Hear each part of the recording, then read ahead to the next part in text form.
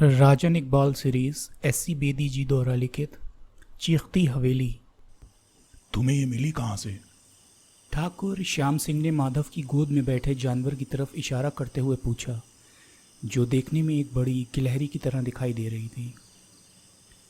मैं एक मिशन पर अफ्रीका गया हुआ था, वहीं एक आदिवासी ने मुझे तोहफे में दिया। माधव गिलहरी की पीठ पर हाथ फेरते हुए बोला, इसका नाम गिली है। अफ्रीका के आदिवासी इसकी पूजा करते हैं। अगर वो इनकी पूजा करते हैं तो उन्होंने इसे तोहफे में कैसे दे दिया? मैंने तो सुना है अफ्रीका के आदिवासी काफ़ी खूंखार किस्म के होते हैं। सही सुना है।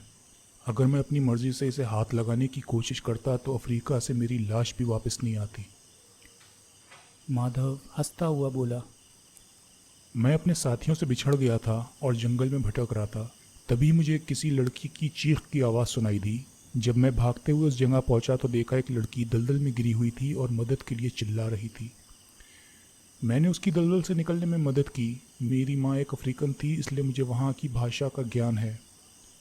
उसके साथ मैं उसके कबीले गया। वो कबीले के सरदार की बेटी थी। सरदार ने मुझसे खुश होकर गिली को मुझे तोहफे में दे दिया। बाद में उन्हीं लोगों की मदद से मैंने अपने साथियों को खोजा था। ठाकुर श्याम सिंह फौज में कर्नल थे। रिटायरमेंट के बाद वो अपनी पुश्तैनी हवेली में रहने के लिए वापस आ गए थे। उनकी हवेली राजस्थान के पास एक छोटे से गांव में थी।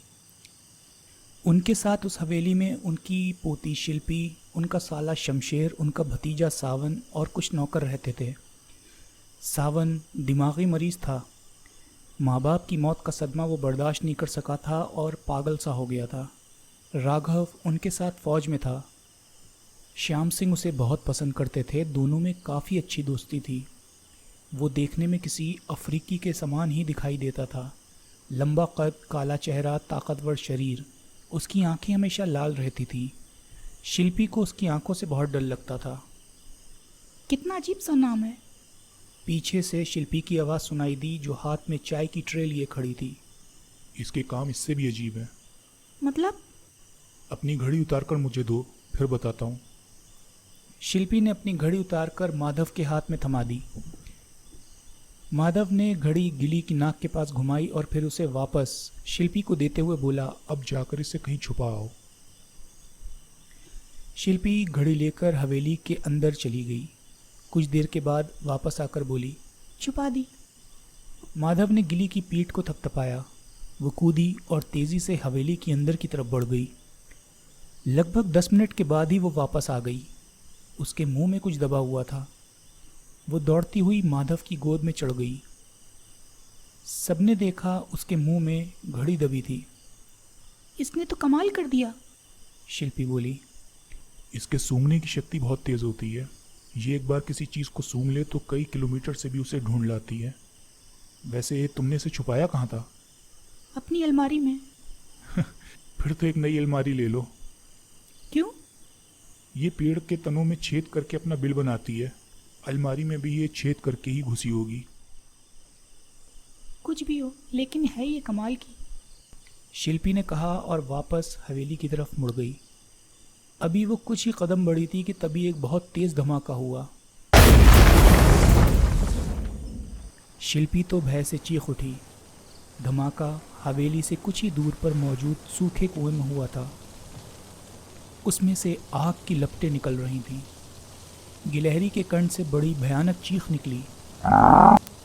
इमारत के सारे नौकर भी बाहर निकल आए थे और आश्चर्य व भय भरी निगाहों से उस दृश्य को देख रहे थे। एकाएक आग की लपटों की ऊंचाई कम होने लगी और फिर लोप हो गई। ठाकुर, माधव ने पूछा, ये कैसा चमत्कार था? क्या इससे पहले भी कुएं से आग की लपटें निकली थी?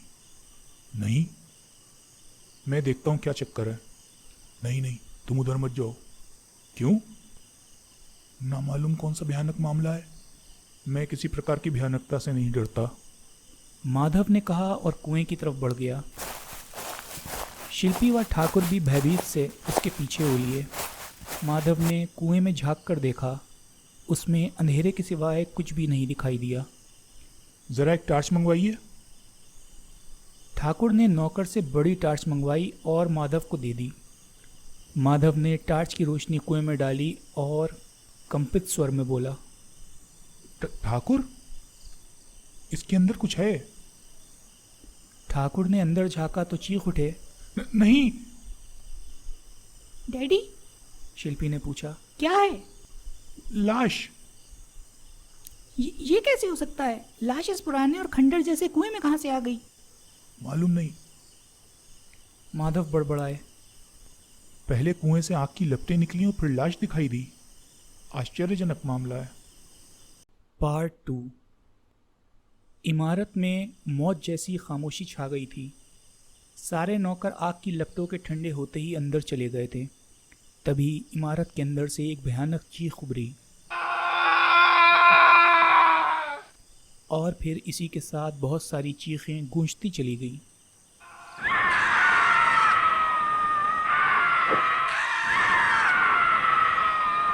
ऐसा लग रहा था जैसे बहुत सारे इंसानों को ज़िबा किया जा रहा हो।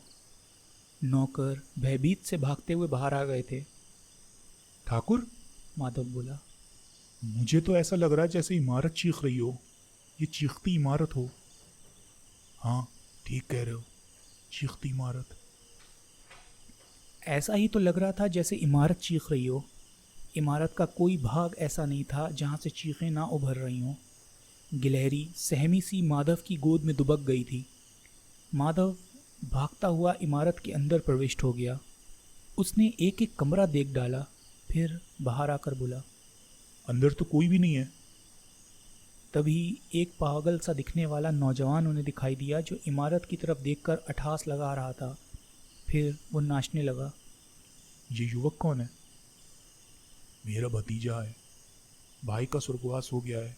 इसकी माँ पहले ही मर गई थी, इसलिए मैंने इसे अपने पास रख लिया। माँ बाप की मौत शायद ये बर्दाश्त नहीं कर सका, इसलिए पागल सा हो गया। इसका नाम सावन है। और उसके पास जो आदमी खड़ा है वो कौन है? वो मेरा साला है। उसका भी आगे पीछे कोई नहीं है, खामोश रहने की आदत है, बहुत कम बोलता है। उसका नाम शमशेर है, लेकिन सावन से बहुत प्यार करता है। दोनों उसके पास पहुंच गए। ठाकुर ने पूछा। सावन, ये क्या हो रहा है? कितना अच्छा म्यूजिक बज रहा है ना चाचा जी। तभी चीखों की आवाज़ आना बंद हो गई। ठाकुर सावन को डांटते हुए बोले। ये क्या बदतमीजी है? जाओ अपने कमरे में। क्यों डांट रहे हैं बेचारे को? इसको तो खुद नहीं पता होता ये क्या कर रहा है। पीछे से शमशेर सिंह बोले। भाई साहब कितने अच्छे हैं, आप बुरे हैं ताऊ जी बूढ़े। कहता हुआ सावन इमारत के अंदर की तरफ बढ़ गया।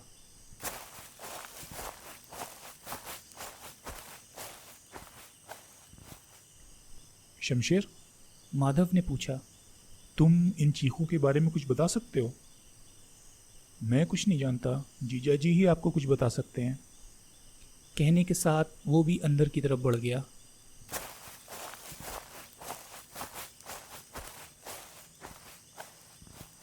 ठाकुर, तुम ही कुछ बताओ।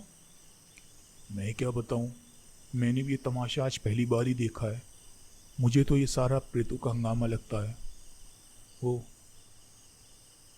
तभी शिल्पी उनके पास आई और बोली। डैडी, मैंने पुलिस को फोन कर दिया है। क्यों? कुएं में लाश तो आप लोगों ने ही देखी थी ना। ठीक किया। कोई 20 मिनट के बाद इंस्पेक्टर ताहिर पुलिस फोर्स के साथ वहां पहुंच गया। कुएं में टार्च का प्रकाश डालकर देखा गया। फिर ताहिर मुस्कुराता हुआ बोला। कुएं में तो कोई भी लाश नहीं है। ये कैसे हो सकता है? ठाकुर श्याम सिंह बोले। हमने खुद अपनी आंखों से लाश को देखा है। क्यों माधव? ठाकुर श्याम सिंह ठीक कह रहे हैं इंस्पेक्टर। फिर लाश कहाँ गई? माधव हंस पड़ा और फिर बोला। जब प्रेत तमाशा करते हैं तो ऐसा ही होता है। अजीबो गरीब वाकया पेश आते हैं। क्या इसी कुएं से आग की लपटें निकली थी? जी हाँ। शिल्पी ने भयंकर चीखों का भी जिक्र किया था। क्या वो भी इमारत के अंदर से उभरी थी? जी हाँ। ठाकुर साहब, फिर तो ये दूसरा ही मामला है। हम इसमें क्या कर सकते हैं? हमें आप आज्ञा दीजिए। फिर पुलिस चली गई। उसके जाने के बाद ठाकुर बोले। माधव, मेरी तो कुछ भी समझ में नहीं आ रहा है। सच तो ये है कि मैं खुद यहाँ घटने वाली आश्चर्यजनक घटनाओं को देखकर चकरा गया हूँ। अगर ये सचमुच प्रेतों का हंगामा है तो किसी तांत्रिक मंत्रिक को बुलवाइए। लेकिन मैं भूत प्रेतों पर यकीन नहीं करता। करना चाहिए, इस ब्रह्मांड में भूत प्रेतों का भी एक संसार है। खैर, बाकी बातें बाद में करेंगे, अब चलकर सो जाइए। लेकिन अंकल, शिल्पी बोली। मुझे तो डर के कारण नींद ही नहीं आएगी। मैं तुम्हें सुला दूंगा। कैसे? अपने कमरे में चलो, देख लेना। जाओ बेटी, शायद तुम नहीं जानती मेरे दोस्त के अंदर बहुत आश्चर्यजनक गुण हैं। दोनों बेडरूम में आ गए। अब लेट जाओ और मेरी आंखों में देखो। शिल्पी पलंग पर लेटकर माधव की सुर्ख डरावनी आंखों में देखने लगी। नज़र मिलते ही उसे ऐसा लगा जैसे उसकी सोचने समझने की शक्ति खत्म हो गई हो। आंखें उसकी आंखों में ही स्थिर होकर रह गई थीं। तुम्हें बहुत नींद आ रही है, सो जाओ, सो जाओ। तुम्हें सोना है, सो जाओ, तुम सो रही हो। उसकी पलकें धीरे धीरे बंद हो गईं और वो सो गई। माधव के होठों पर रहस्यमयी मुस्कान थिरक उठी।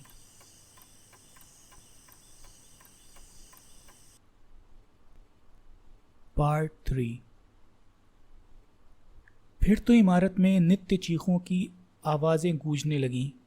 कुएं से आग की लपटें दिन में एक बार अवश्य निकलती थीं, जिन्हें देखकर सब भयभीत हो उठते थे। लेकिन पागल सावन खुश होकर तालियां बजाने लगता था। सबने उन घटनाओं को उस समय प्रेत लीला समझ लिया था। जब वहां रोज़ कुत्ते, गाय, भैंस या किसी दूसरे जानवर की लाशें मिलने लगीं, तब ओझा और तांत्रिक साधु संतों को बुलाया गया, लेकिन कोई भी उन प्रेतों को भगा नहीं सका। शिल्पी बोली।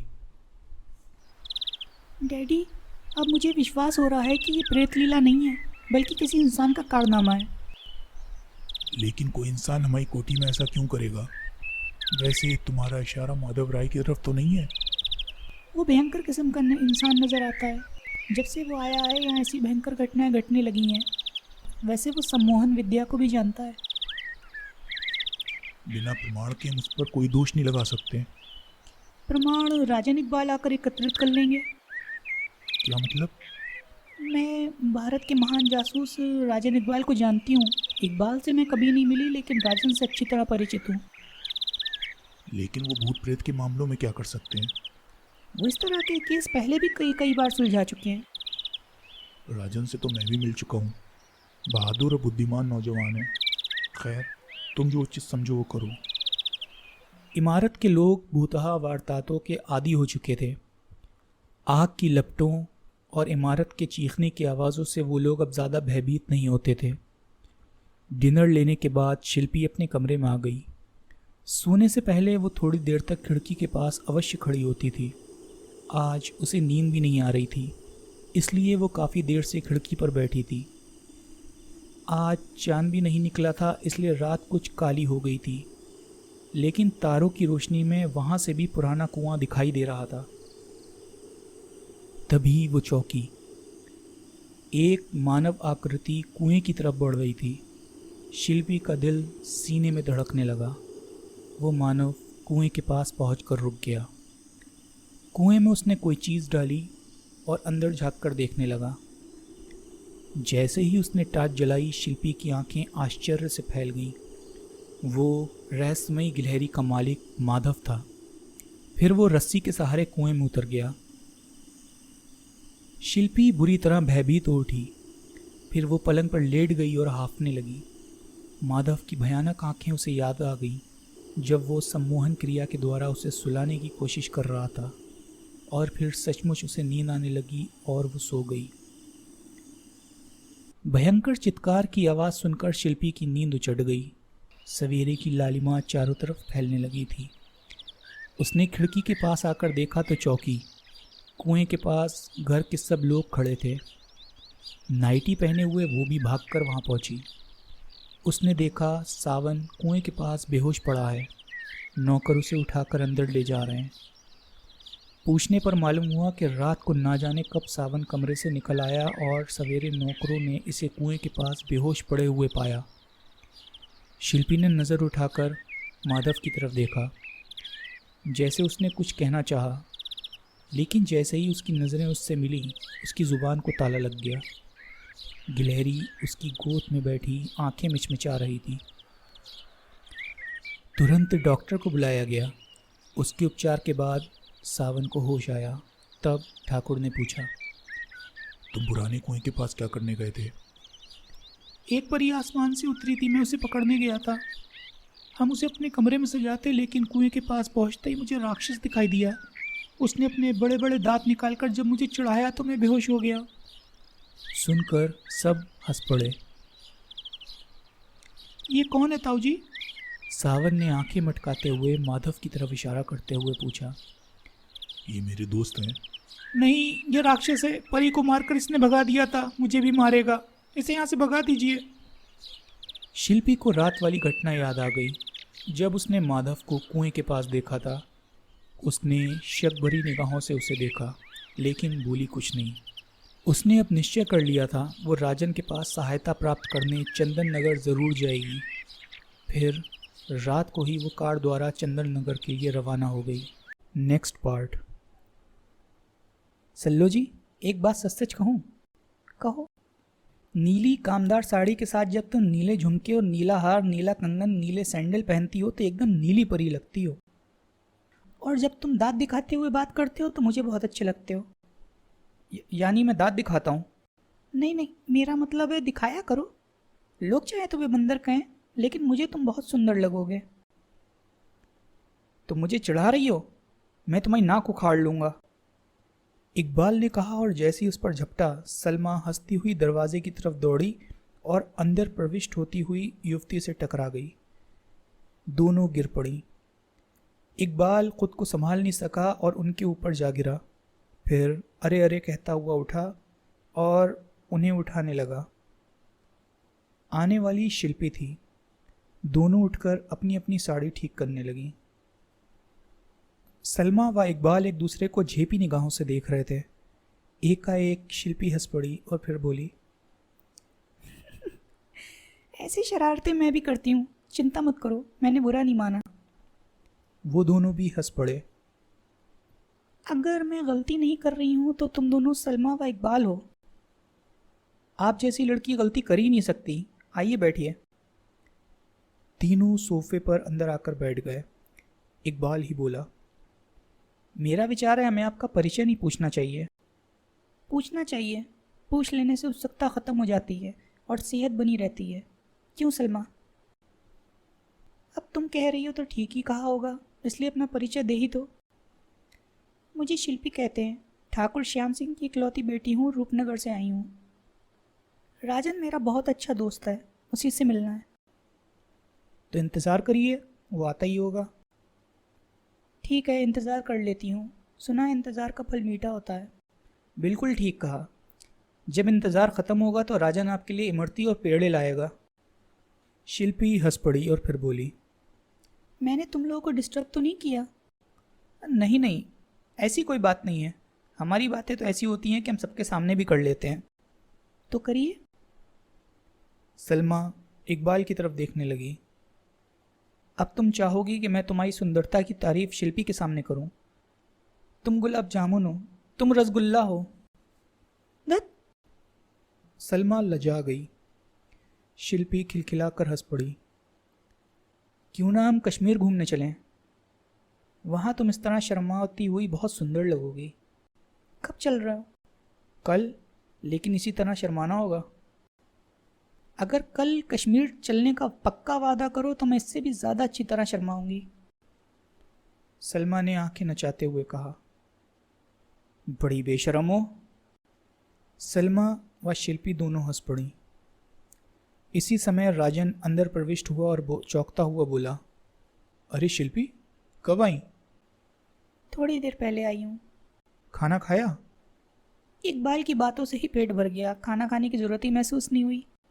इसके चक्कर में पड़ी रहोगी तो हमेशा भूखी रहोगी। सलमा, भोलू ने खाना लगा दिया? उसी समय भोलू अंदर प्रविष्ट होता हुआ बोला, साहब खाना तो लग गया, चलकर खा लीजिए। वे चारों डाइनिंग रूम में आ गए। खाना खाने के बाद राजन ने पूछा, अब बताओ, अचानक कैसे आना हुआ? एक ज़रूरी काम से आई हूँ। बोलो। शिल्पी ने सलमा व इकबाल की तरफ देखा तो राजन बोला, इनसे कोई पर्दा नहीं है, आराम से बताओ। शिल्पी कुछ क्षण सोचती रही और फिर उसने अपनी कोठी में घटने वाली घटनाएं विस्तार से बता दी। सुनकर तीनों स्तब्ध रह गए। अब तुम बताओ राजन, ये सब क्या है? इकबाल झट से बोला, प्रेतों का हंगामा। उनको भगाने का उपाय भी मैं बता देता हूँ। क्या? उन प्रेतों को तुमसे प्यार हो गया है। तुम अपनी कोठी की छत पर चढ़कर उनके प्यार को कबूल कर लो, वो चले जाएंगे। शिल्पी हंस पड़ी, फिर बोली, और अगर उन प्रेतों ने मेरा गला दबा दिया तो? इससे ज़्यादा खुशी की और क्या बात हो सकती है? इकबाल पलके झपकाता हुआ बोला, सारी मुसीबतों से ही छुटकारा मिल जाएगा। राजन, तुम क्या कहते हो? हम रूपनगर चलेंगे। ऐसे अनोखे प्रेतों को मैं एक बार ज़रूर देखना चाहूँगा। शुक्रिया। अब तुम आराम करो, रात को चलेंगे और सवेरे रूपनगर पहुँच जाएंगे, राजन ने कहा और फिर उसे उसके कमरे में छोड़ आया। इकबाल का मुंह लटका हुआ था और सलमा मुस्कुरा रही थी। इसे क्या हुआ? राजन ने पूछा। इसी से पूछ लो। इसे खुद ही बता देना चाहिए। बता दूंगा, इकबाल लठमार स्वर में बोला। पहले ये बताओ, तुम शिल्पी के साथ रूपनगर जा रहे हो? हाँ, और तुम भी मेरे साथ चल रहे हो। मर गए, इकबाल कहरा कर बोला। क्यों? मैं सलमा के साथ कश्मीर घूमने जा रहा था। वहीं से हरी भरी वादियों में, भरी भूमि घाटियों में हम खेलते कूदते, नाचते गाते और वगैरह वगैरह करते। अब वहाँ जाकर प्रेतों से कुश्ती लड़नी होगी। पहले काम यानी फ़र्ज, उसके बाद घूमना मौज करना। ये हिटलर शाही है। हम कश्मीर जाएंगे और वहाँ फूलों को सूंघकर सेहत बनाएंगे। सलमा से पूछ लो, क्या वो तुम्हारे साथ जाएगी? मेरा हाथ पकड़ के जाएगी, पाँव के बल चलकर जाएगी, मुस्कुराती हुई जाएगी। क्यों सल्लो जी? जाता मेरा ठेंगा। पहले काम करो, फिर कश्मीर घूमने चलेंगे। तब तो जाना ही पड़ेगा, लेकिन अपना ठेंगा मेरे साथ भेज दो, मैं समझूंगा तुम मेरे साथ जा रही हो। इकबाल ने कुछ इस कदर भोलेपन से कहा कि सलमा के साथ साथ राजन भी हंस पड़ा।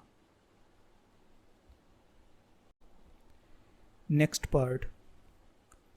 शिल्पी राजन इकबाल के साथ जैसे ही फाटक के अंदर प्रविष्ट हुई, उसके दिल की धड़कनें बढ़ गईं।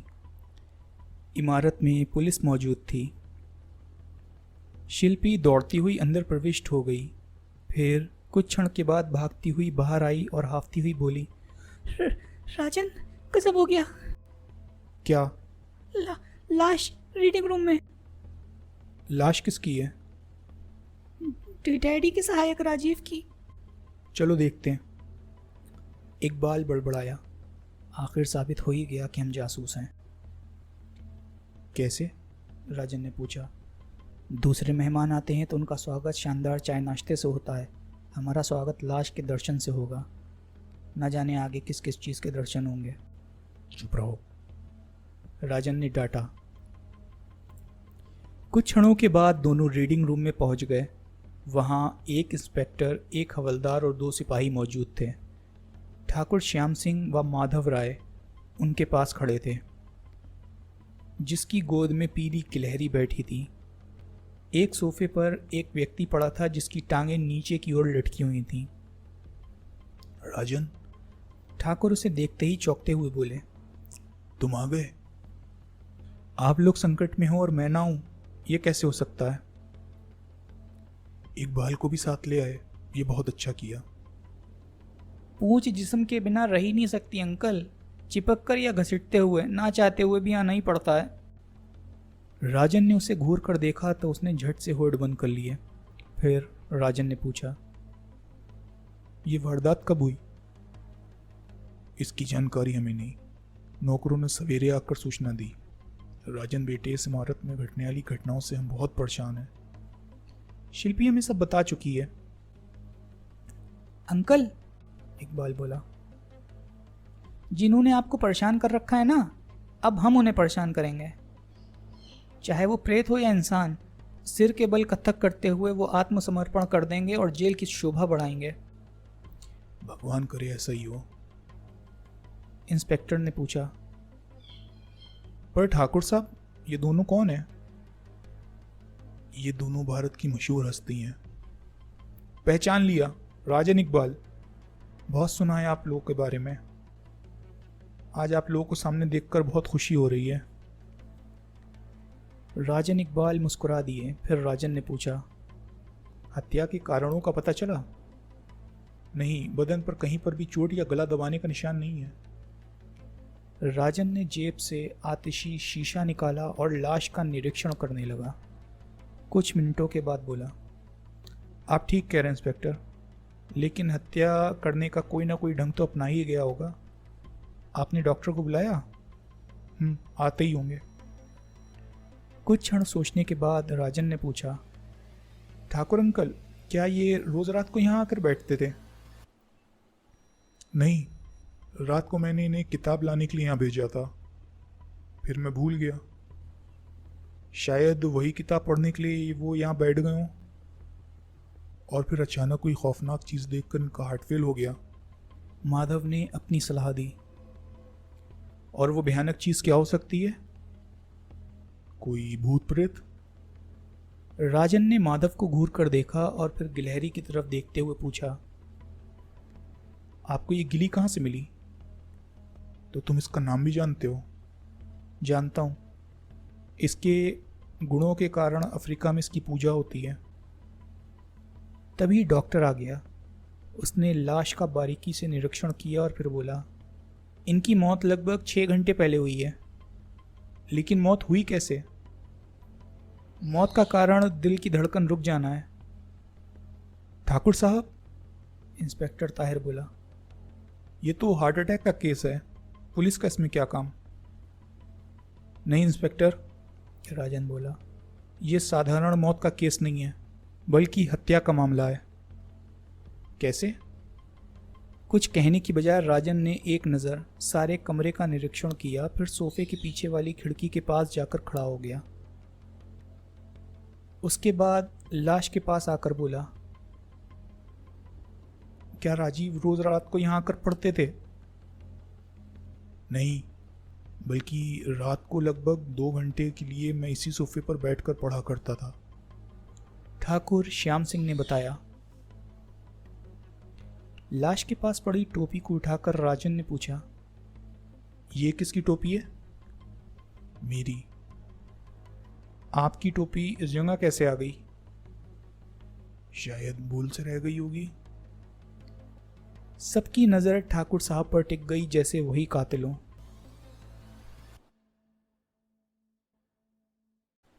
Next part. राजन ने टोपी को उठाकर सूंघा, फिर पूछा, क्या आप सर पे चमेली का तेल लगाते हैं? नहीं। वो अपने बाल रहित सर की तरफ इशारा करते हुए बोले, भगवान ने तेल लगाने के लिए बाल छोड़े ही नहीं। ऐसे समय पर भी कईयों के होठों पर मुस्कान थिरक उठी। क्या आप कल रात यहाँ आए थे? नहीं, बल्कि जब से इमारत में भयानक घटनाएं घट रही हैं, तब से मैं रीडिंग रूम में आकर बैठा नहीं करता, बल्कि अपने कमरे में ही किताब मंगा लिया करता हूँ।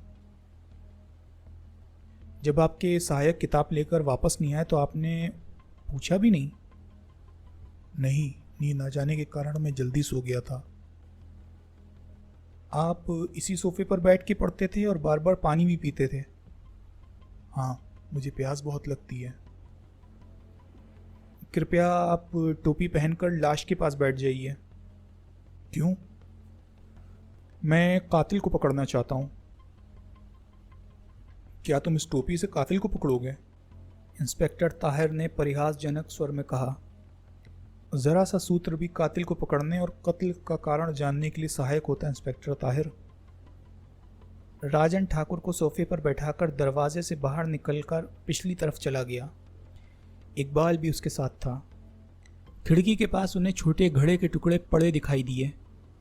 राजन खिड़की के पास खड़े होकर अंदर देखता रहा, फिर बोला, ठाकुर साहब, पिंजरे की मैना को लेकर कृपया यहीं आ जाइए सब लोगों के साथ। मैं आप लोगों को एक तमाशा दिखाऊंगा। क्या? आप लोग आइए। सब लोग बाहर खिड़की के पास आ गए। ठाकुर पिंजरा भी लेते आए थे। जिसमें मैना थी। घड़े के टूटे टुकड़ों में अभी भी थोड़ा पानी दिखाई दे रहा था। राजन ने पिंजरा खोला और मैना को पकड़कर बाहर निकाल लिया। माधव की पीली गिली उछलकर राजन की कलाई पर आ गई। टुकड़े का सारा पानी नीचे गिर गया। गिली के कंठ से भयानक सी चीख निकल रही थी। माधव जी, आपकी गिली ने खतरे को भांप लिया, लेकिन इंसान किसी भी तरह इस गुप्त खतरे को भांप नहीं सकता। कैसा खतरा? माधव ने पूछा। अपनी गिली को पकड़िए और अपनी आंखों से देखिए। माधव ने गिली को अपनी गोद में ले लिया। राजन ने दूसरा टुकड़ा उठाकर मैना की चोंच में पानी की कुछ बूंदें टपकाईं। फिर मैना को वापस पिंजरे में बंद कर दिया। फिर बोला, एक काली बोतल मंगाइए। उसका क्या करोगे? शिल्पी ने पूछा। इस पानी से कातिल को निकालकर बोतल में बंद किया जाएगा, इकबाल बोला। सब हंस पड़े। इकबाल, तुम काफ़ी बुद्धिमान हो गए हो, राजन मुस्कुराता हुआ बोला। कातिल ये पानी ही है और इसे बोतल में बंद किया जाएगा। सब आश्चर्य से राजन की तरफ देख रहे थे। बोतल मंगवा ली गई। राजन ने घड़े के टुकड़े का पानी बोतल में डाला। इसी समय मैना ने गर्दन एक तरफ फेंक दी। शिल्पी चीखी, मैना तो मर गई। अब तो आप लोग समझ गए होंगे, ये कत्ल का केस है। इंस्पेक्टर, लाश को पोस्टमार्टम के लिए भिजवा दीजिए। तो क्या पानी में जहर था? इंस्पेक्टर ने पूछा। जी हाँ। यानी राजीव को जहर देकर मारा गया? ठाकुर साहब ने आश्चर्य भरे स्वर में पूछा। उसने हत्या तो आपकी की थी, लेकिन मारा गया राजीव। मतलब? रीडिंग रूम में चलिए, वहीं आपको समझाता हूँ।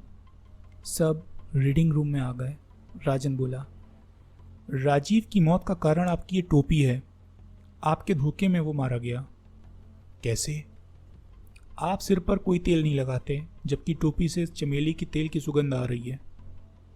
राजीव चमेली का तेल लगाता था। पुस्तक पढ़ते हुए अनजाने में ही उसने टोपी सर पर पहन ली होगी, जो मेज पर रखी थी।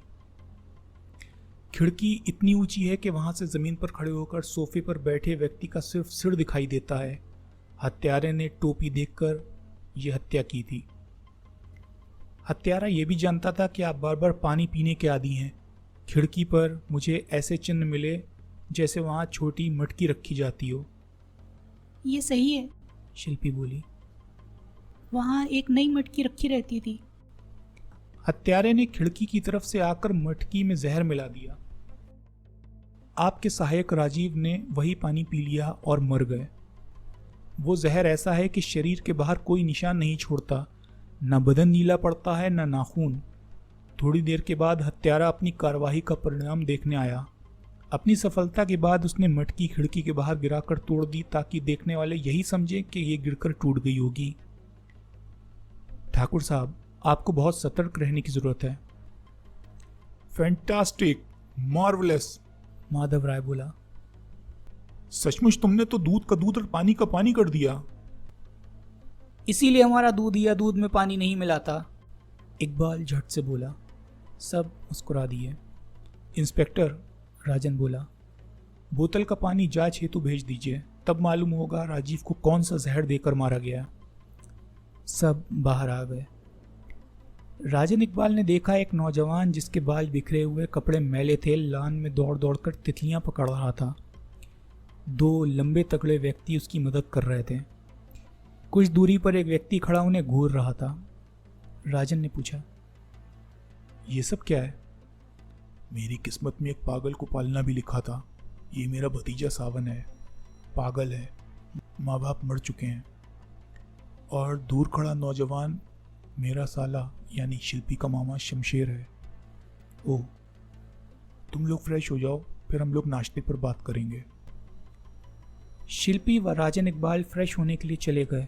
इकबाल ने अनुभव करा शिल्पी राजन को प्यार भरी निगाहों से देख रही थी।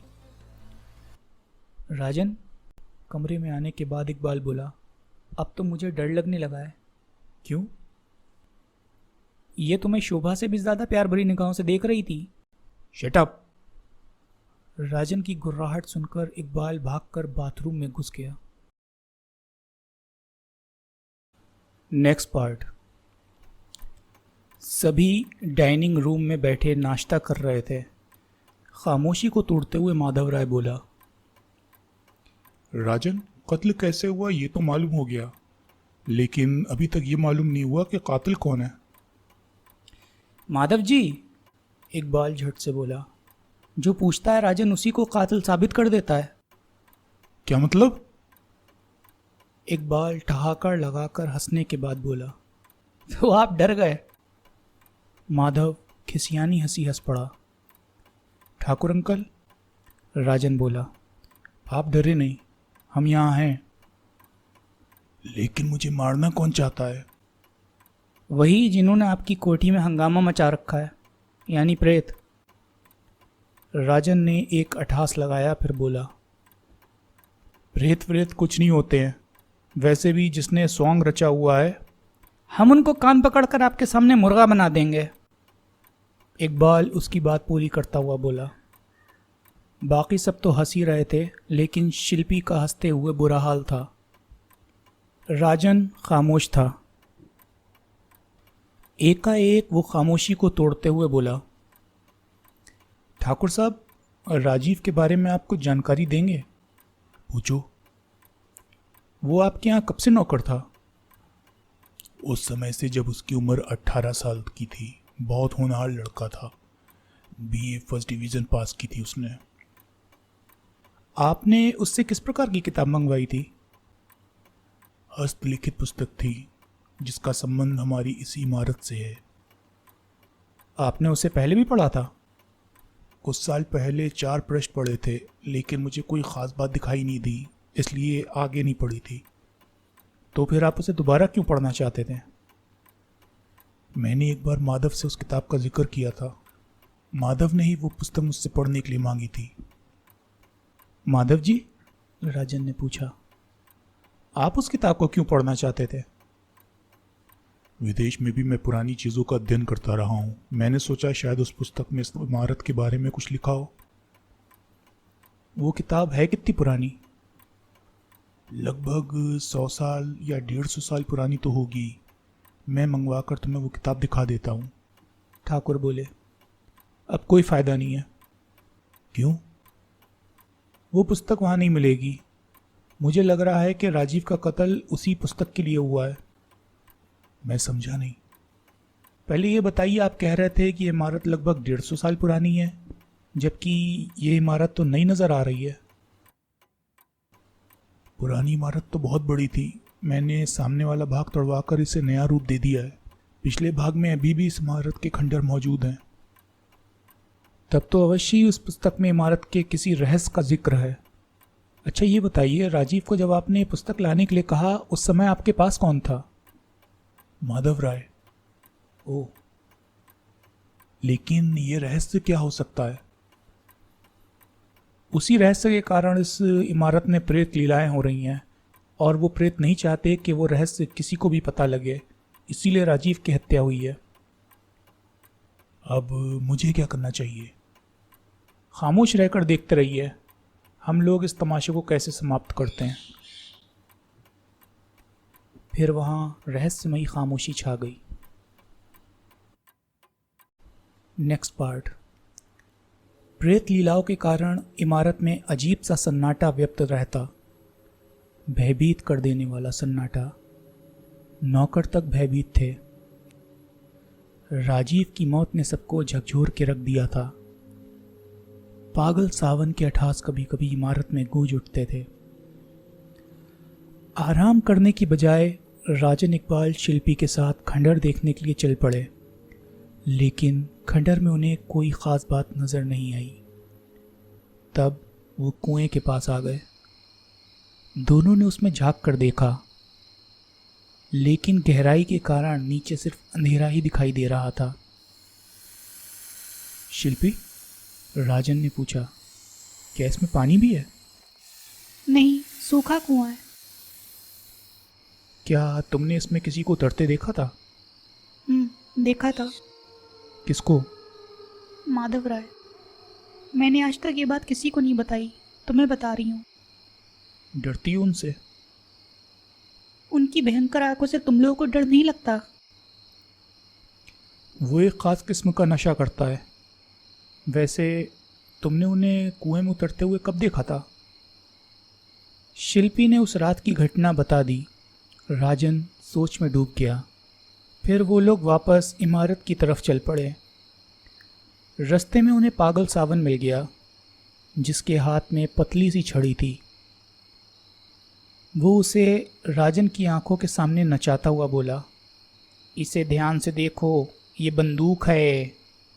बंदूक? हाँ, मैं इससे तुम्हें गोली मार दूंगा। क्या मुझसे कोई गलती हो गई मामा जी? राजन मुस्कुराते हुए बोला, तुमने मेरी मैना की जान ली है। मेरी मैना मुझे ला कर दो, वरना मैं गोली मार दूंगा। मामा जी, शिल्पी बोली। कुछ तो ख्याल कर लिया रखिए, ये हमारे मेहमान हैं। इकबाल को पतली छड़ी की बंदूक देखकर हंसी आ रही थी, लेकिन राजन गंभीर स्वर में बोला, आप चिंता ना करें, मैं आपको उससे भी अच्छी मैना ला कर दूंगा। तब मैंने तुम्हारी जान बख्श दी, जाओ। दोनों पहलवान टाइप उसके रक्षक कुछ दूरी पर खड़े थे। शिल्पी बोली, तुम लोग क्यों खड़े हो? इन्हें लेकर कमरे में जाओ। वो उसे पकड़कर ले गए। रास्ते में माधव राय मिल गया। राजन, उसने पूछा, कोई सूत्र मिला?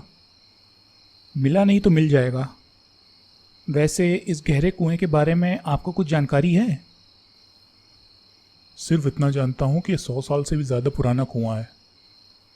शायद इसमें कोई ख़जाना छुपा हो सकता है। क्यों ना इसमें उतर कर देखा जाए? ऐसी गलती कर मत बैठना, मर जाओगे। क्या कुएं के प्रेत मार डालेंगे? नहीं। माधव पीली गिली की पीठ पर हाथ फेरता हुआ बोला, एक बार मैंने भी इस कुएं में उतरने की कोशिश करी थी।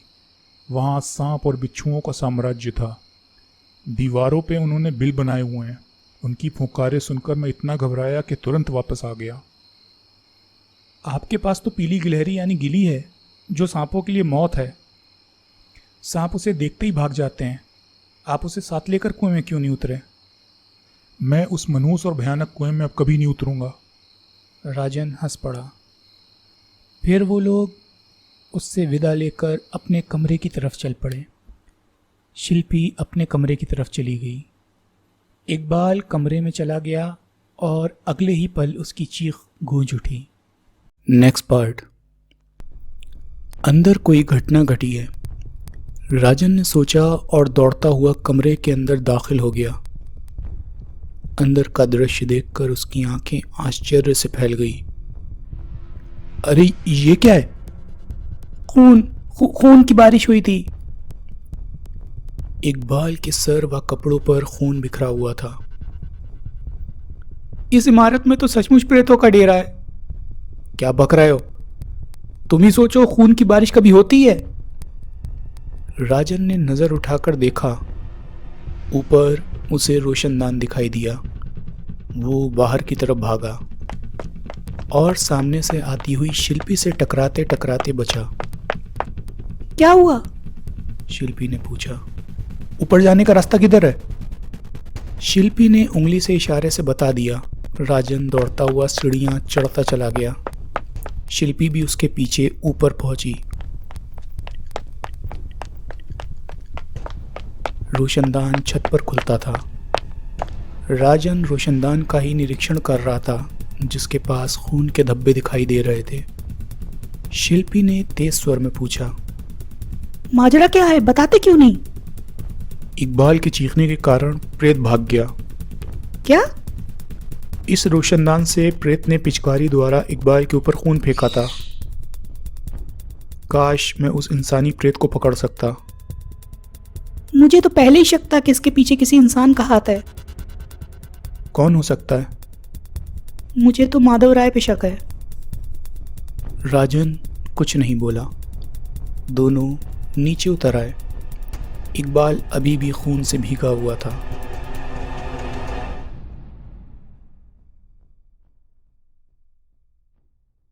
Next part. शिल्पी ने इस समय हरी साड़ी व हरे ही बुंदे पहन रखे थे। माथे पर हरे रंग की बिंदी थी। इस रूप में वो काफ़ी खूबसूरत नज़र आ रही थी। वो राजन के पीछे आकर खड़ी हो गई थी और उसे प्यार भरी निगाहों से देख रही थी। जैसे ही उसने राजन के कंधे पर हाथ रखा, वो चौंक कर उठ खड़ा हुआ। ज़्यादा सोचने से सेहत खराब होती है, वो मुस्कुराती हुई बोली। लेकिन हम जासूसों की सेहत सोचने से ही बनती है। वो तो मैं देख ही रही हूँ। चलो चाय पी लो। बुरा मत मानना, लेकिन मेरे लिए चाय यहीं भिजवा दो। जैसी तुम्हारी इच्छा। और अगर मुझे ना भूली हो तो एक कप मेरे लिए भी। तुम्हें कैसे भूल सकती हूँ? शिल्पी ने हंसते हुए कहा और चली गई। राजन, एक बात कहूँ? क्या? वो शोभा की जगह लेने की कोशिश कर रही है। तुम्हारे लिए मैंने उसकी आंखों में प्यार के सागर उमड़ते देखे हैं। बच के रहना। बकवास कर ली? हाँ, तो अब चुप हो जाओ। Next part. रात हो गई थी। सब बरामदे में बैठे बातें कर रहे थे। इमारत के अंदर से चीखों के स्वर उबलने लगे। राजन, ठाकुर बोले। तुम भी सुन लो प्रेतों की चीखने की आवाज। सुन रहा हूँ। अंकल, इकबाल बोला। मुझे तो ऐसा लग रहा है जैसे पूरी हवेली चीख रही हो। हवेली के हर कमरे से चीखों की आवाजें उभरती हैं, इसलिए ऐसा ही आभास होता है। राजन उठकर अंदर चला गया। फिर थोड़ी देर बाद बाहर आकर उत्तेजित स्वर में बोला, जल्दी से एक सीढ़ी मंगवाइए। ठाकुर ने नौकर को एक सीढ़ी लाने के लिए कह दिया। इकबाल बोला, अब कोई भयंकर घटना घटेगी। क्या मतलब? शिल्पी ने चौंकते हुए पूछा। राजन पर जब भी ऐसा दौरा पड़ता है, कोई नई आश्चर्यजनक घटना अवश्य घटती है। साफ साफ बताओ। आज कोई ना कोई रहस्य खुलने वाला है। तभी नौकर सीढ़ी ले आया। राजन सीढ़ी पर चढ़कर दीवार को खटखटा कर देखने लगा। कुछ देर बाद वो नीचे उतरा और हंसने लगा। क्या हुआ? माधव ने पूछा। प्रेतों की एक अनोखी बात का पता लगा है, जिसके द्वारा वो आप सबको मूर्ख बनाकर भयभीत कर रहे हैं। कौन सी अनोखी बात? ठाकुर साहब, राजन ने पूछा, ये दीवार सीमेंट और ईंटों की बनी हुई है। हाँ। पूरी दीवार? क्या मूर्खता भरी बातें कर रहे हो? मैं आधी दीवार ईंट और आधी गत्ते ही बनवाऊंगा। लेकिन दीवार का ये भाग कितना मुलायम और जोर से दबाते ही दब जाने वाला है। कहने के साथ ही राजन ने जोर लगाया। वो भाग दब गया। ठाकुर की आंखें आश्चर्य से फैल गईं। आप लोगों को बता दूं, दीवार में इस जगह माइक्रोफोन फिट है। उसे फिट करने के बाद दीवार जैसा रंग यहां भी कर दिया गया था। सारी कोठी के कमरों में इसी तरह के माइक्रोफोन फिट हैं, जिन्हें वायरिंग द्वारा एक दूसरे से जोड़ा गया है। चीखों का रिकॉर्ड यहीं से बजाया जाता है, जिसकी आवाज़ें सुनाई देती थीं। तब तो वायरिंग द्वारा हम उस जगह का पता लगा सकते हैं जहां रिकॉर्ड बजाया जाता है, इकबाल बोला। हाँ, पता तो लगा सकते हैं, लेकिन रिकॉर्ड वहां मिलेगा नहीं। फिर कोशिश शुरू हो गई। वायरिंग खंडहर तक चली गई थी। एक जगह वायरिंग का अंतिम सिरा मिला, लेकिन रिकॉर्डर वहां नहीं था। मैंने आपको पहले ही कहा था, प्रेतों को जानकारी हो गई थी, इसलिए उन्होंने रिकॉर्डर गायब कर दिया। अब यह हवेली कभी नहीं चीखेगी। लेकिन ये सब हुआ कैसे? ठाकुर साहब बोले। इमारत के मालिक आप हैं, आपको मालूम होना चाहिए। तो क्या मैंने माइक्रोफोन फिट कराएं? राजन उनकी आंखों में झांकता हुआ बोला, मैंने कहा ना आपको ज़्यादा मालूम होगा। वहां मौजूद सभी ठाकुर शमशेर को घूर रहे थे। उनके चेहरे का रंग पीला पड़ गया था। हमारा काम तो हो गया, अब हमें चलना चाहिए। चलो इकबाल। राजन, शिल्पी बोली। जब इतना काम किया है तो उस व्यक्ति को भी पकड़ो जिसने ये सब किया है। उसको तो आप लोग जानते हैं। कौन? ठाकुर घबराए स्वर में बोले। सारी कोठी में माइक्रोफोन का जाल बिछाया और आप कह रहे हैं आपको इसकी जानकारी नहीं है। कैसा हो सकता है माधवराय जी? मैं क्या जानूं? हो सकता है ये काम उस समय किया गया हो जब मैं विदेश में था। कोठी में कोई तो रहा होगा। कोठी कुछ महीने के लिए खाली पड़ी थी। हाँ, याद आया, मेरा सहायक राजीव मेरे पीछे 4 महीने के लिए आ रहा था। तब तो अवश्य राजीव उस व्यक्ति से मिला हुआ था। शायद अपना भेद खुल जाने के डर से उसने उसकी हत्या कर दी। खैर, बाकी बातें बाद में होंगी। कमरे में आकर इकबाल बाथरूम में घुस गया। इसी समय शिल्पी अंदर प्रविष्ट हुई। राजन, उसने पूछा, क्या तुम सचमुच जा रहे हो? अब मेरा यहाँ रुकना बेकार है। शिल्पी ने उसका हाथ पकड़ लिया और उसकी आंखों में देखती हुई बोली, तुम्हें मेरी कसम, तुम नहीं जाओगे? और अगर मैं चला गया तो मैं इतने आंसू बहाऊंगी कि तुम्हारा जाने का रास्ता ही बंद हो जाएगा।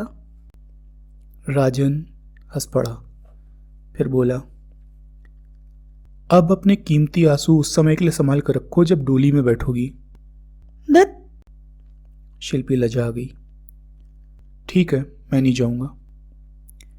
शिल्पी का चेहरा खिल उठा और भावावेश में उसने राजन का हाथ चूमा और बाहर भाग गई। इसी समय इकबाल बाथरूम से निकला और पास आकर राजन का हाथ देखने लगा। क्या देख रहे हो? देख रहा हूं शिल्पी ने जिस जगह चूमा था वहां चोट तो नहीं लगी? बदतमीजी नहीं। मैं तो टेलीग्राम देकर शोभा भाभी को बुला रहा हूं। क्यों? ताकि उसका अधिकार कोई छीन ना सके। हाथ पकड़कर कितने प्यार से कह रही थी, तुम्हें मेरी कसम, और तुम उसे डोली में बैठा रहे थे। फिर उसने तुम्हारा हाथ चूमा। शोभा के सामने तो पत्थर बन जाते हो और यहाँ मोम बने हुए हो, वो भी पिघली हुई। ये जानते हुए भी कि इन सब बातों के लिए मेरे जीवन में जगह नहीं है, फिर भी ऐसी बातें कर रहा हो। मुझे सिर्फ अपने फर्ज और काम से मतलब है। इकबाल कुछ भी नहीं बोल सका। Next part. गर्मी के दिन थे और राजन ने अपना पलंग बाहर बिछवा लिया था। राजन, इकबाल बोला, एक बार फिर सोच लो, बाहर मच्छर खा जाएंगे। मुझे मच्छरों का घूंघू वाला संगीत बहुत पसंद है, राजन ने मुस्कुराते हुए कहा। तो भाड़ में जाओ, इकबाल ने कहा और कमरे में सोने के लिए चला गया। आज अमावस की रात थी और चारों तरफ अंधकार छाया हुआ था।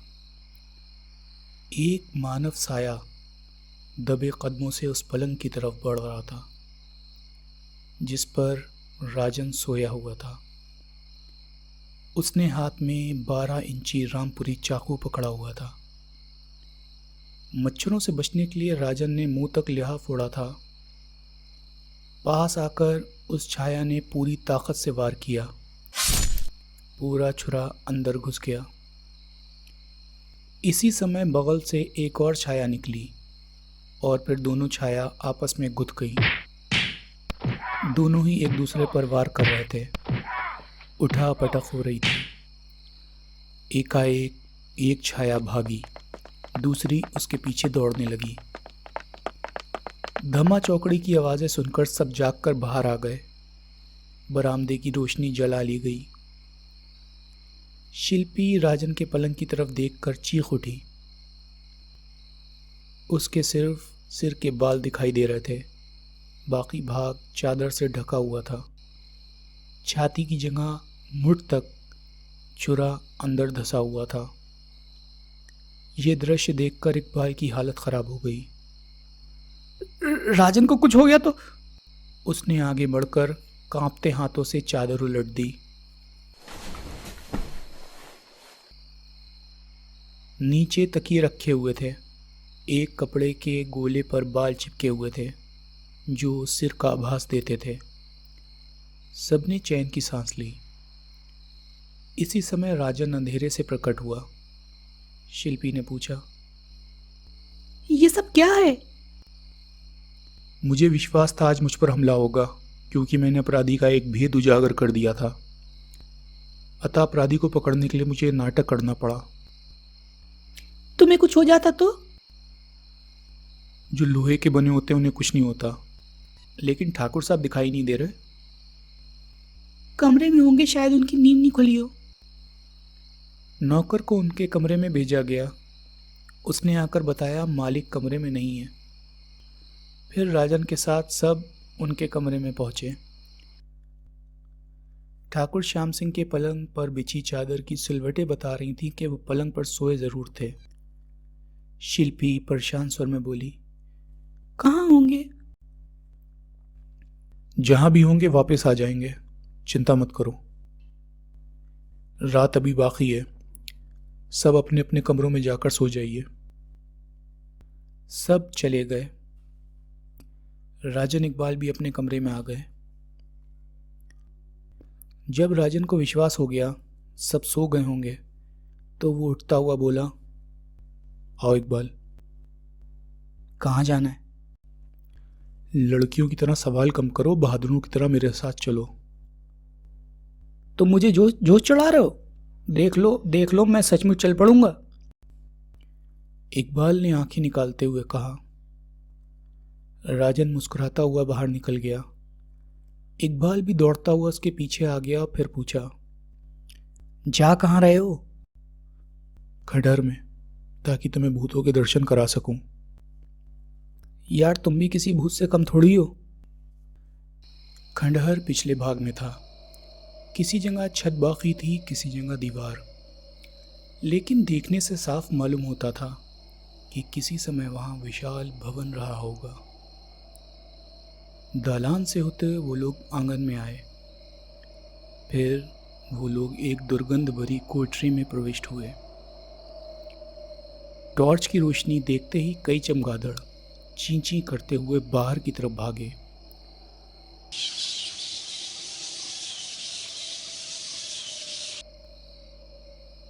कुछ क्षणों के बाद वो लोग कोठरी से बाहर निकल आए। कोई 20 मिनट खंडहर में भटकने के बाद इकबाल ने पूछा, आखिर तुम तलाश क्या कर रहे हो? वो रहस्य जो इस खंडहर में छुपा है। तभी इकबाल भर्राए स्वर में बोला, अरे बाप रे, भूत! फिर वो राजन से लिपट गया। मैं एक थप्पड़ मार दूंगा। यार सचमुच भूत है, वो देखो गड्ढे के ऊपर हवा में चकरा रहे हैं। राजन ने उस तरफ देखा तो उसकी आंखें भी आश्चर्य व भय से फैल गईं। सामने एक गड्ढा था जिसके ऊपर लगभग 1 दर्जन इंसानी खोपड़ियां हवा में तैरती हुई थिरक रही थीं। आंखों से लाल रंग की हल्की हल्की रोशनी निकल रही थी। उनकी भयंकर हंसी की आवाज बार बार गूंज रही थी। इकबाल का हाथ पकड़ता हुआ राजन बोला, आओ करीब जाकर प्रेतों का यह शानदार नाच देखें। तुम शानदार कह रहे हो? मेरी तो दुखदुखी की धक धक 100 मील की रफ्तार से बढ़ गई है। और अगर उन्होंने हमारी खोपड़ियों पर नृत्य करना शुरू कर दिया तो सिर पर एक बाल भी नहीं बचेगा।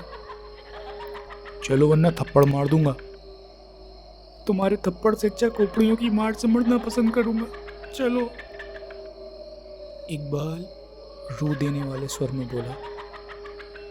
फिर जैसे ही दोनों गड्ढे के पास पहुंचे, नाचती हुई खोपड़ियां गायब हो गईं। राजन गड्ढे में उतर गया। रोशनी में उसने अच्छी तरह देख डाला, लेकिन वहां कुछ भी दिखाई नहीं दिया। खंडहर में उन्हें और कुछ भी दिखाई नहीं दिया। 2 सांप जरूर उनके पास से रेंगते हुए निकल गए। राजन, इकबाल बोला, मुझे तो लगता है इस खंडहर में सचमुच प्रेतों का वास है। तुम्हारी खोपड़ी का वास है। मेरी खोपड़ी तो गर्दन से चिपकी हुई है। अगर यहाँ मर गया तो अवश्य इन खोपड़ियों के साथ मिलकर हवा में कथक नृत्य करेगी। तभी तेज धमाके की आवाज ने दोनों को चौंका दिया।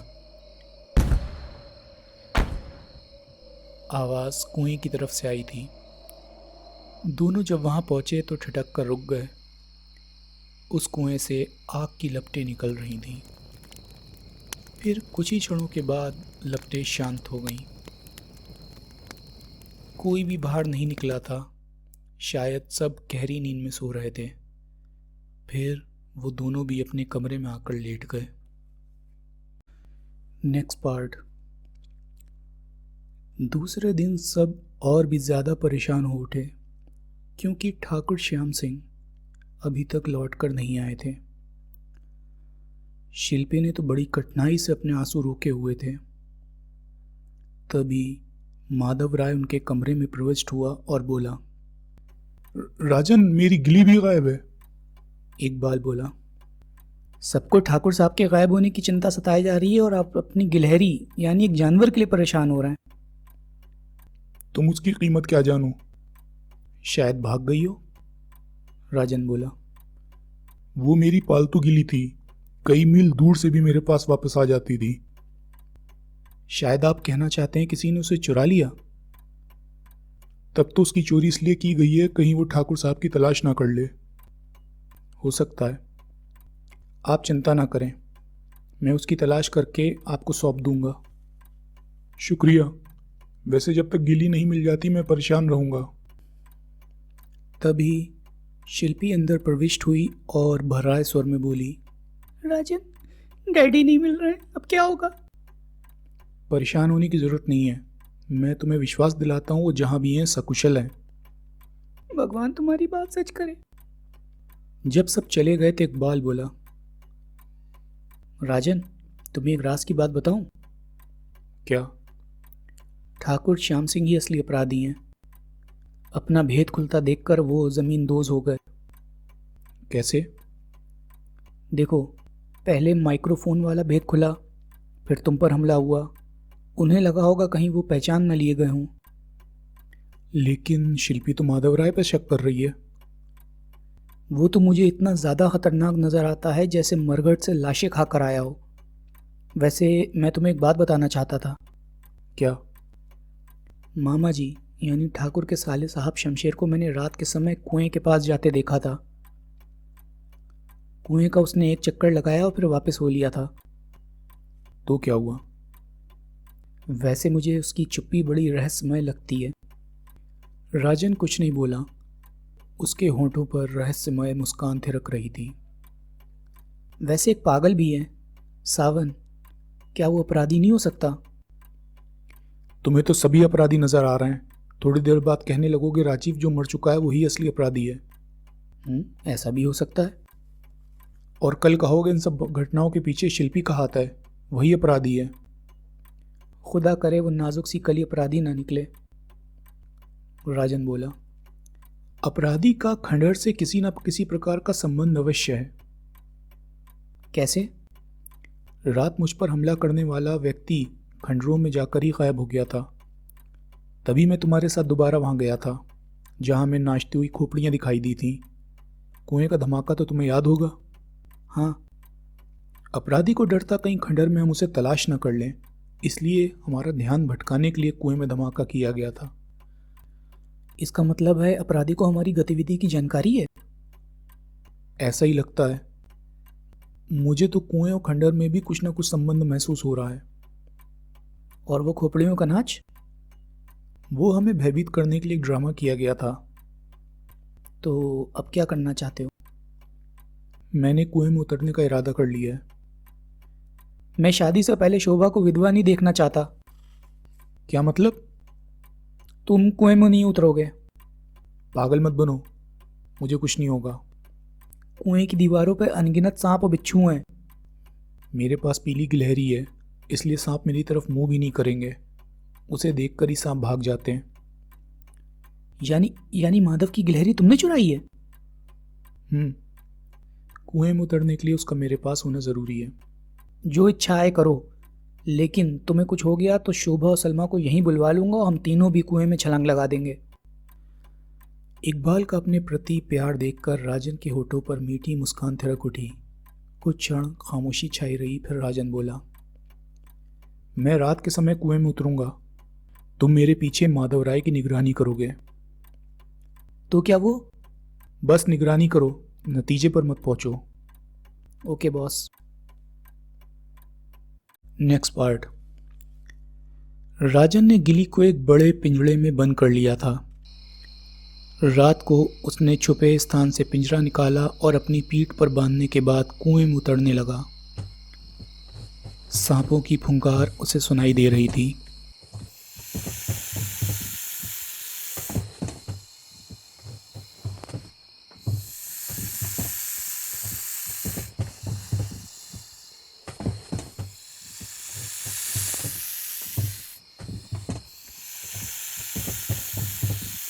लेकिन कोई भी सांप गिली के कारण अपने बिल से मुंह बाहर नहीं निकाल रहा था, क्योंकि गिली के कंठ से भी भयानक गुर्राहट निकल रही थी। कुआं बहुत गहरा था। कुएं की तल पर पहुंचकर वो टार्च की रोशनी से वहां का निरीक्षण करने लगा। दीवार को वो ठोक बजाकर भी देख रहा था। एकाएक राजन की आंखें चमक उठी। एक जगह उसे ईंटों की बजाय टीन लगा नजर आया। धीरे से धक्का देते ही वो दरवाजे की तरह खुल गया। वो झुककर अंदर प्रविष्ट हो गया। अंदर रास्ता बना हुआ था, लेकिन चारों तरफ अंधेरा था। टार्च की रोशनी में चलता हुआ वो कमरे में पहुंचा। उसके साथ वाले कमरे से बोलने की आवाज़ें आ रही थीं, जिसका मतलब था उस इमारत की ज़मीन के नीचे गुप्त तहखाने बने थे, जिसमें अपराधी ने अपना अड्डा बनाया हुआ था। किसी के कदमों की आवाज़ सुनकर राजन फुर्ती से एक कोने में दुबक गया।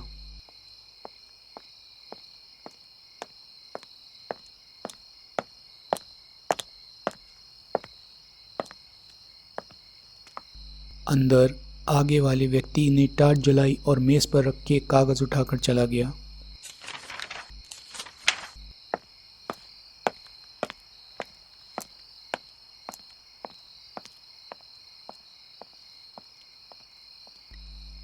बाहर से उसने दरवाज़ा बंद कर लिया था। कुछ क्षण के बाद राजन ने टार्च जलाई। मेज़ पर उसे बहुत पुरानी सी एक पुस्तक दिखाई पड़ी। वो उसे उठाकर देखने लगा। वो बहुत पुरानी हाथ की लिखी हुई किताब थी। शायद वही किताब जिसके लिए राजीव की हत्या की गई थी। उसमें कुछ नक्शे बने थे और कुछ लिखा हुआ था। सारा उन्हीं तहखानों का वर्णन था। मोड़कर उसने पुस्तक जेब में रखी और दरवाजे के पास आ गया। दरवाज़ा बंद था। अनजाने में ही वो उस कमरे में कैद हो गया था। Next part. इकबाल परेशान था, क्योंकि 2 दिन से राजन लापता था। उसने कहा था वो कुएं में उतरेगा, लेकिन उसके सामने वो कुएं में भी नहीं उतरा। फिर कहाँ गया?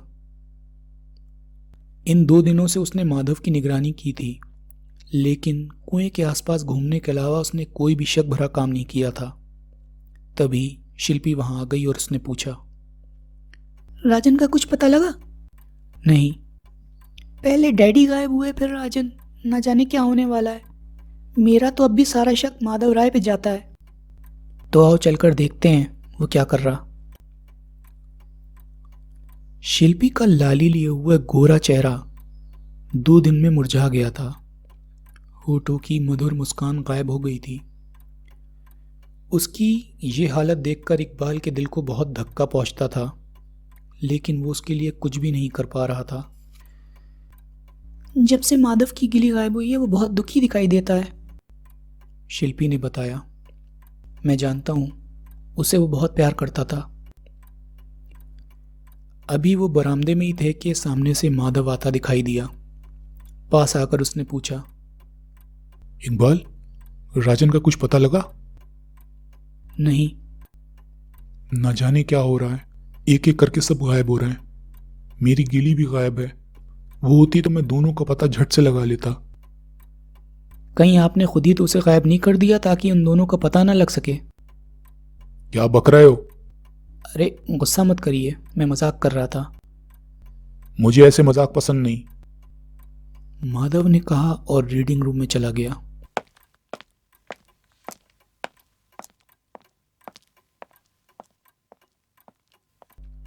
उसके जाने के बाद शिल्पी ने पूछा, अब क्या करना चाहिए? आज रात हम कुछ करेंगे। हो सकता है आज रात बहुत सारे रहस्य खुल जाएं। ठीक है, मैं तुम्हारे साथ कदमों से कदम मिलाकर चलूंगी, लेकिन राजन को आज हम खोज कर ही रहेंगे।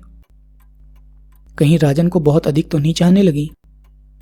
इकबाल ने मुस्कुराकर पूछा। वो है ही इतना प्यारा कि जो भी उससे कुछ देर बात कर लेगा उसे चाहने लगेगा। और इस बंदे के बारे में क्या ख्याल है? तुम ग्रेट हो। हंसना हंसाना कोई तुमसे सीखे। तुम्हें तो हर कोई अपना भाई बना लेगा। खुदा का शुक्र है इस बंदे में कुछ तो खासियत है। फिर रात होते ही दोनों खंडहर की तरफ चल पड़े। भूत प्रेतों से डरोगे तो नहीं? तुम जैसा महानतम जासूस मेरे साथ है तो डर कैसा? इकबाल मुस्कुरा दिया। दोनों खंडहर में प्रविष्ट हो गए, जहां मौत जैसा सन्नाटा छाया हुआ था। साएं साएं हवा ऐसे चल रही थी जैसे प्रेत सीटियां बजा रहे हों। शिल्पी इकबाल के साथ चिपक कर चल रही थी। खंडहर की खोपड़ियों का नाच याद आते ही इकबाल मन ही मन भयभीत हो रहा था। गड्ढे में झांककर वो कुछ देर तक देखता रहा, लेकिन वहां खोपड़ी नहीं दिखाई दी। दोनों एक दूसरे का हाथ पकड़कर वहां से हटे ही थे कि तभी सर सर की आवाज सुनकर दोनों पलटे। गड्ढे के ऊपर खोपड़ियां नाच रही थीं।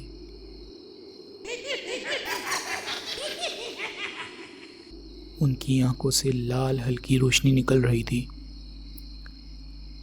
शिल्पी चीख मारकर इकबाल से लिपट गई। अरे अरे अरे, ये क्या कर रही हो? भूत! दूर हटकर खड़ी रहो वरना भूत आकर मुझसे लिपट जाएंगे। शिल्पी अलग हट गई।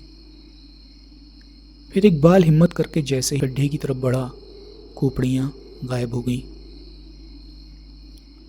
इकबाल, शिल्पी कांपते स्वर में बोली, यहाँ तो सचमुच प्रेत है। तुम चिंता मत करो, मैं जल्दी उन्हें मुर्गा बनाकर कुकड़ों को बुलवाऊंगा। आओ अब चलें। उसे उसके कमरे में छोड़कर इकबाल कुएं की तरफ बढ़ गया। अब वो कुएं का भी निरीक्षण कर लेना चाहता था, लेकिन कुएं में उसे अंधकार के सिवा कुछ भी दिखाई नहीं दिया। सांपों की फुंकार सुनकर रोंगटे खड़े हो जाते थे।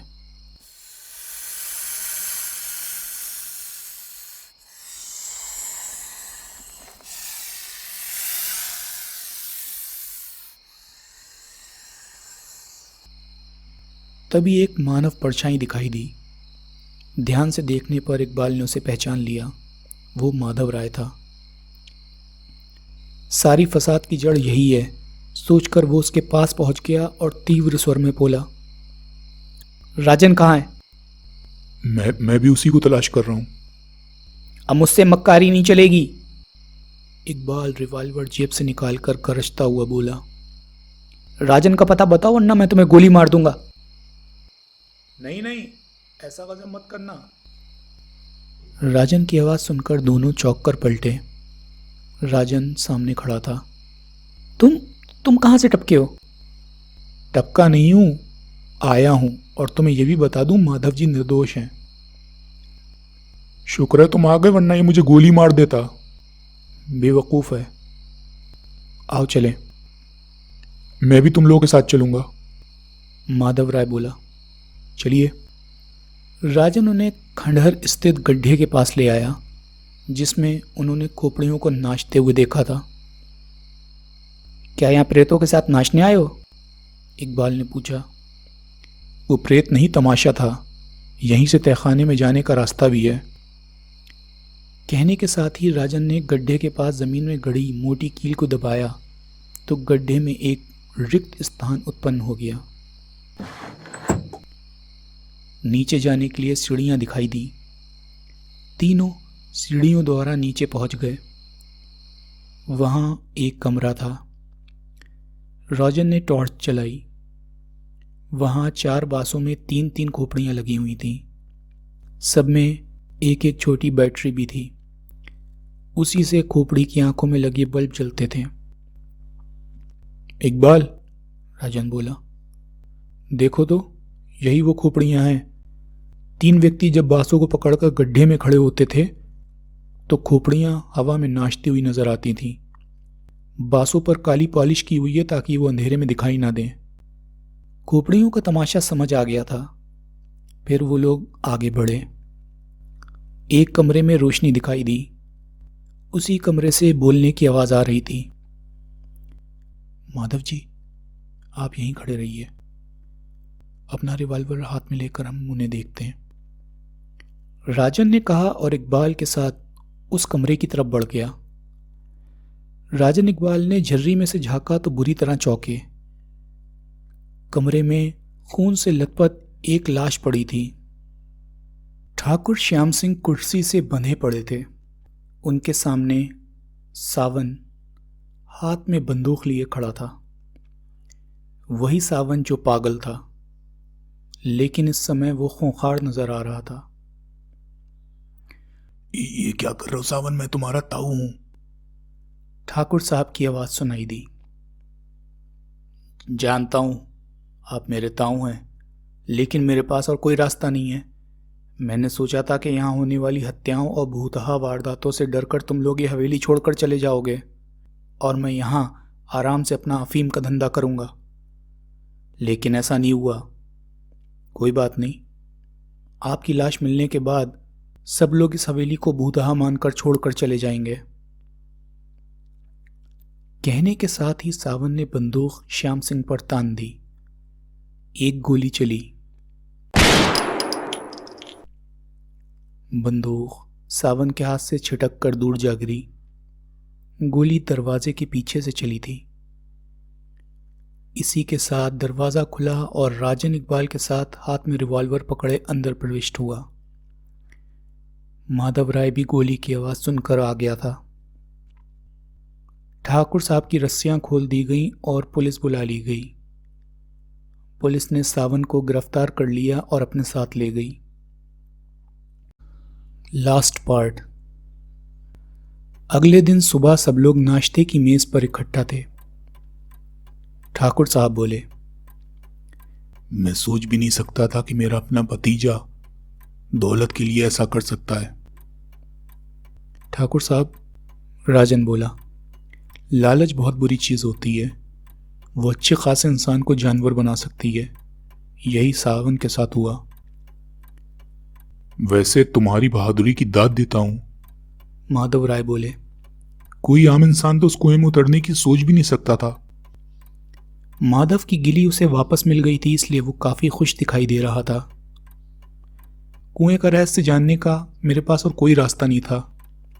वैसे आपको बता दूं, उन तहखानों में जाने का एक रास्ता उन खंडरों से भी है।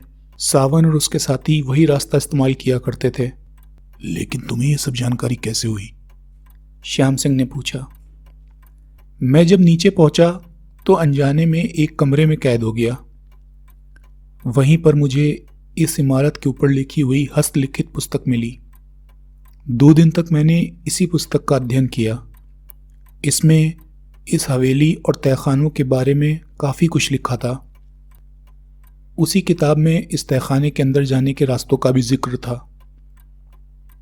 2 दिन के बाद जब दरवाज़ा खुला तो मैं चुपके से बाहर आ गया। वाह, तुमने तो कमाल कर दिया। माधव बोला। वैसे सावन के 4 साथी थे। 2 उसके साथ उसके अंगरक्षकों के रूप में रहते थे और बाकी के 2 नीचे तहखाने में रहते थे। और वो कुएं से आग की लपटें कैसे निकलती थीं? शिल्पी ने पूछा। उसके लिए वो लोग बड़े बड़े गैस सिलेंडरों का उपयोग करते थे। सुनकर सबकी आंखें आश्चर्य से फैल गईं। समाप्त।